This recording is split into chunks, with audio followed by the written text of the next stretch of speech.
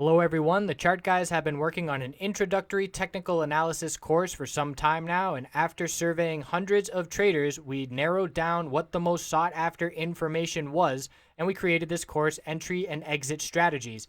It's over 5 hours in length, and we go over different signals that the charts tell us for when to buy and when to sell. If you are the kind of trader that is still looking at charts and not realizing what it is trying to tell you, still feeling a little bit overwhelmed, this course is designed to alleviate that uncertainty.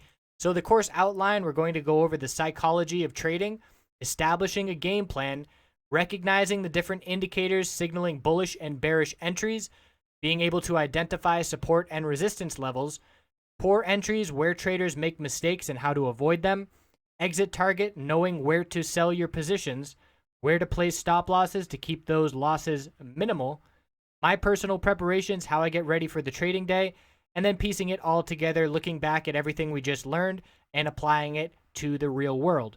As a bonus, we'll also look at an intro to finding entries and exits with patterns, and you'll recognize these patterns on all kinds of time frames throughout the stock world, so certainly beneficial to be able to trade off of those as well. So we hope you will check out this course, and again, we feel it will build a foundation of technical analysis knowledge that experience will build off of and send you on the right direction to making more profitable trades.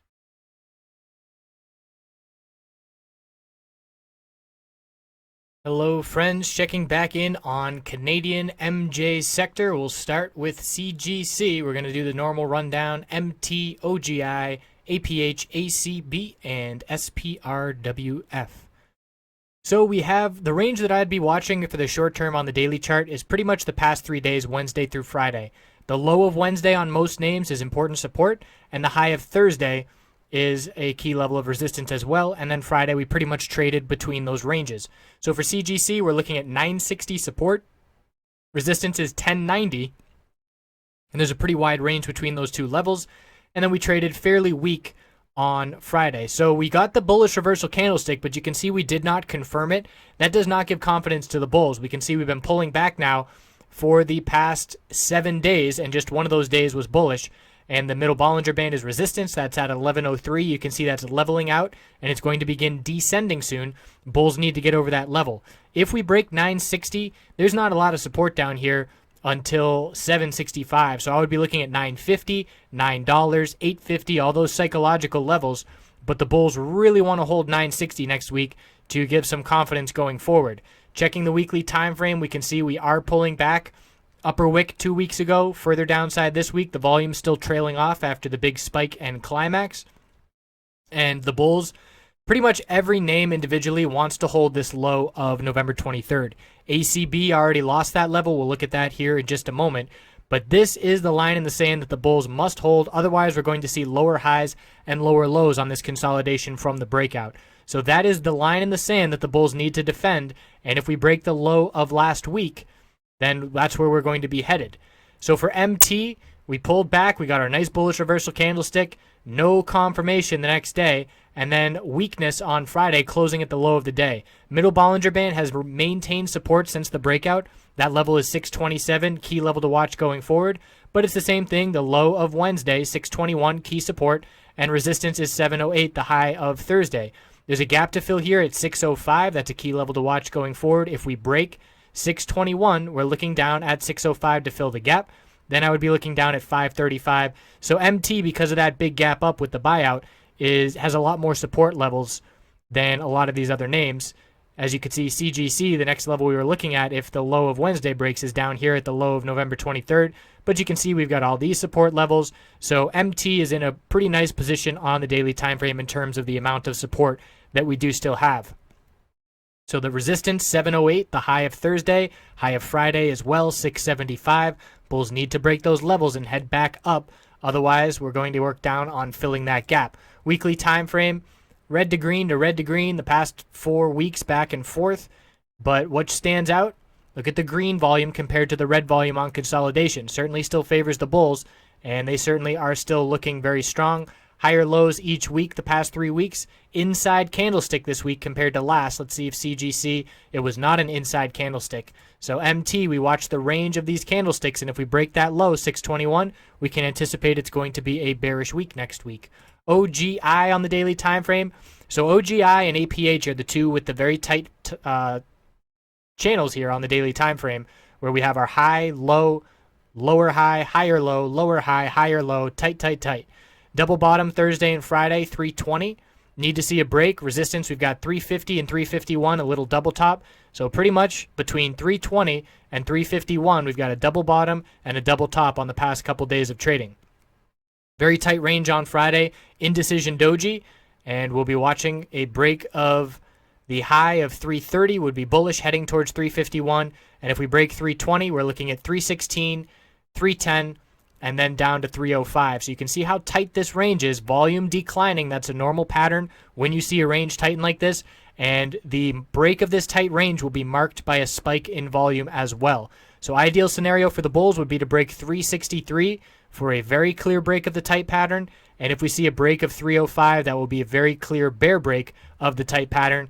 OGI and APH should see a break of this pattern this coming week.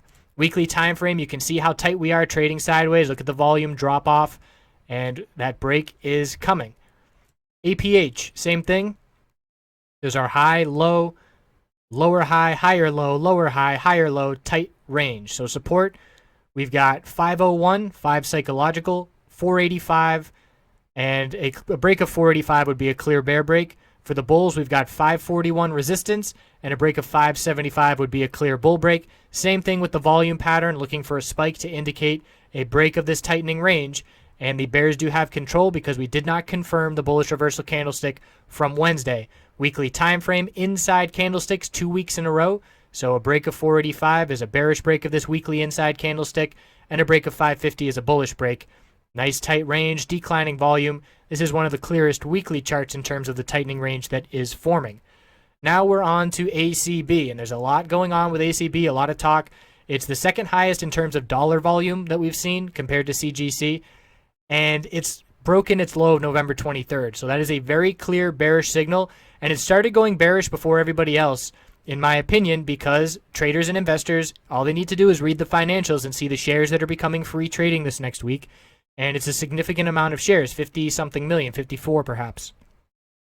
So you see the anticipation. This is some of the bearish reaction already getting priced into the market. It's no surprise that we're having these shares being released. It is absolutely public information, and everybody knows it, or at least everybody that is informed knows it.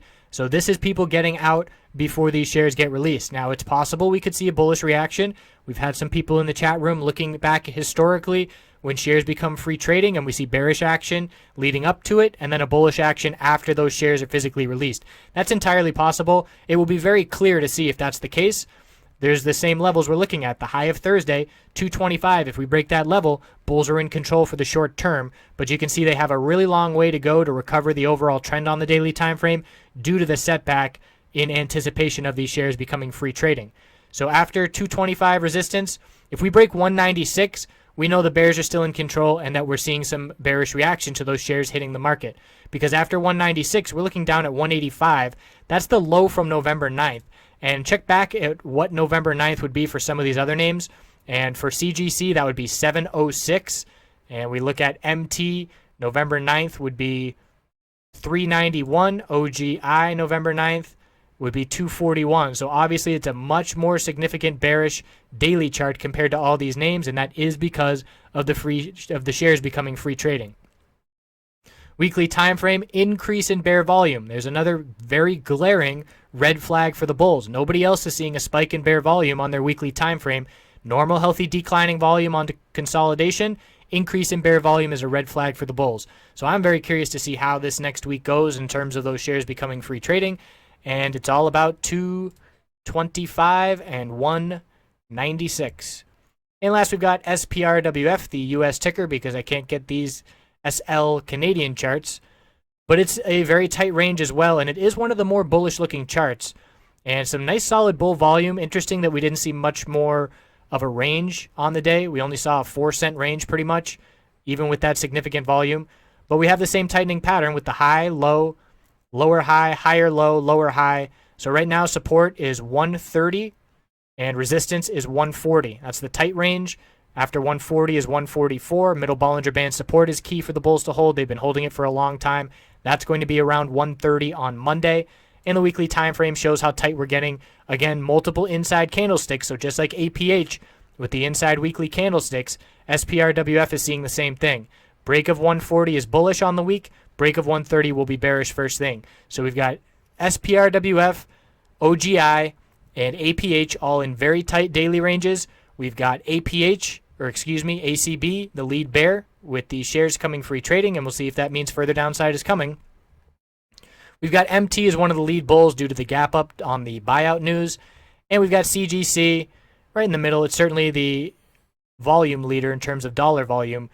And the slightly favoring the bears due to the inability to confirm the bullish reversal candlestick.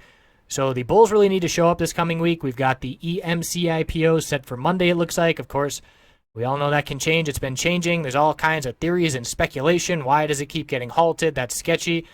Pretty much, I don't care. I'm going to watch the chart. I'm going to watch the volume that's coming in. There's 5.1 million shares in the float. And if those shares get gobbled up in the first few hours of trading, we're going to see a nice move to the upside. If there's low volume and those shares don't get eaten up, then we will likely see a stall out, maybe some sideways trading, maybe even a little bit of a pullback. I wouldn't expect that personally due to the amount of shares being traded. And for every dollar that the company gets on EMC is $55 million market cap. So $2 is going to be worth $110 million. $3 would be worth $165 million. So very interested to see how that does begin trading, when it does begin trading. And we need to see, so let's say we price at $2 roughly average per share. We would need to see $11 million or so for that float to get eaten up. And a lot of these names, looking at the average volume of these names, it is fairly easy for $11 million to come into trading. For CGC, we had over $40 million traded on Friday. And let's see, ACB is number 2. I'm doing very rough calculations, obviously. And ACB, we've got $18 million traded on Friday. APH, the rest are a lot less. We've got 5 or 6 million traded. So bulls need to see, if we see more than 5 million shares traded, we know that float's getting turned over. And that's exactly what the bulls want to see, because that means demand for shares is outweighing supply. So certainly very excited to see that. I will be trading it personally myself, and I will be very quick to exit if the volume is not there. So thanks everybody for watching. We will check back in some point during the week. Have a great rest of your weekend.